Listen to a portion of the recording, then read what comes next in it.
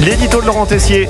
Bonjour Laurent. Bonjour Alexandre, bonjour Marion, bonjour à tous. Rédacteur en chef de l'émission Pascal Pro et vous à partir de 16h sur Europe 1. Laurent, vous voulez nous parler ce matin de la rentrée scolaire et du décalage que vous avez ressenti entre la classe politique et les préoccupations des Français. Oui Alexandre, c'est la question. Que vont vous poser vos enfants déjà ce matin au petit déjeuner avant d'aller à l'école ?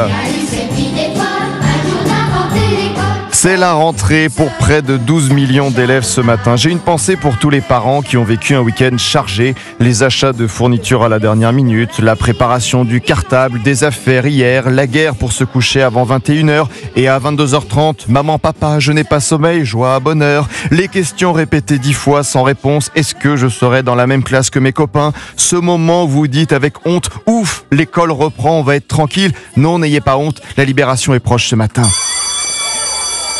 Et je vous en parle parce qu'il y avait un décalage flagrant entre ce qui faisait parler les parents, les grands-parents ce week-end et une partie de la classe politique. Hier, en fin d'après-midi à 18h, j'écoutais le Premier ministre François Bayrou. 1h30 d'interview avec évidemment des sujets essentiels, la dette, notre avenir. Mais je me suis dit à la fin, pas un seul mot de bonne rentrée aux élèves. Pas un seul mot d'un ancien ministre de l'Éducation nationale alors que c'était le sujet numéro 1 à ce moment-là dans les familles. Et tiens, du côté d'Emmanuel Macron ces dernières heures. Tout va très bien, madame la marquise. Alors que les filles de Boilem-Sansal attendent toujours des réponses à leurs lettres, Emmanuel Macron est intervenu en vidéo ce week-end au championnat du monde de jeux de cartes à collectionner Yu-Gi-Oh qui se tenait à Paris. Je pense bien à vous tous.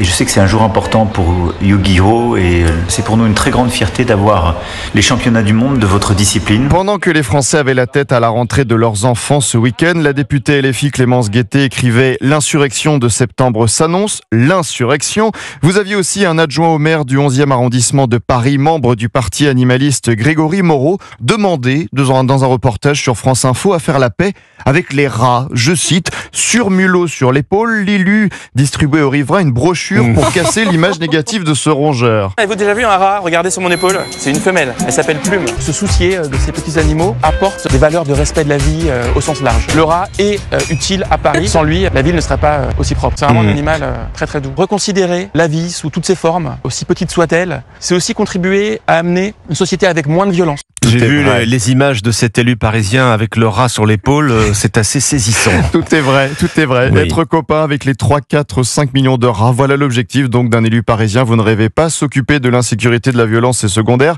Le décalage, la déconnexion avec ce que nous vivons au quotidien. Et pendant ce temps-là, sur Europe 1, dans la nouvelle émission Elliott Deval et vous, nous avions le témoignage de Laurent, enseignant, qui parlait de ses angoisses avant la rentrée de la vraie vie. J'ai l'impression que la situation se dégrade d'année en année. On est en permanence stressé. Quand vous mettez un mot dans le carnet, vous vous demandez si le lendemain vous n'avez pas un mot des parents. Les élèves finissent par nous accuser d'harcèlement. Il y a des moments où on se dit on va avoir un problème. C'est la rentrée ce matin. Les enfants vont bientôt se réveiller. Les parents se préparent peut-être la boule au ventre avant de voir leur petit garçon ou leur petite fille aller pour la première fois à la maternelle avec leur sac. J'ai envie de vous laisser avec les belles paroles et les conseils d'Olivier Mine lors de sa dernière émission à Fort Boyard ce week-end. Il y a des exigences dans la vie qu'il faut garder.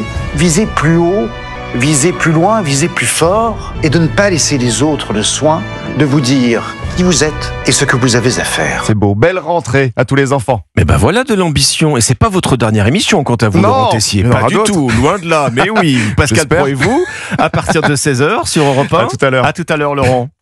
Europe 1.